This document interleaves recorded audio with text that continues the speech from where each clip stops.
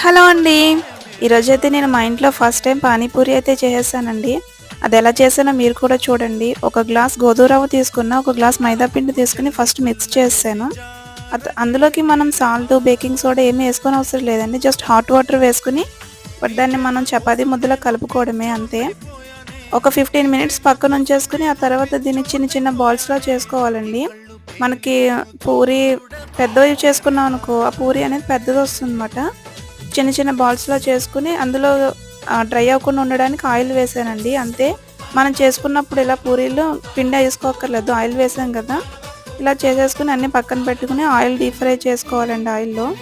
అంతే. మనం ఒక్కసారి అన్నీ వేసేయకూడదండి. ఇలా ఒక్కొక్కటి ఇలా టచ్ చేస్తా ఉంటే పూరి పొంగుతా ఉంటాయి కదా! అప్పుడు ఇంకొకటి వేసుకోవాలన్నమాట. అంతేనండి. ఈ వీడియో ఎలా అనిపించిందో కామెంట్ చేయండి. నచ్చితే లైక్ చేయండి. నెక్స్ట్ వీడియోలో చాటు, వాటర్ ఎలా చేశానో చూపిస్తాను. బాయ్.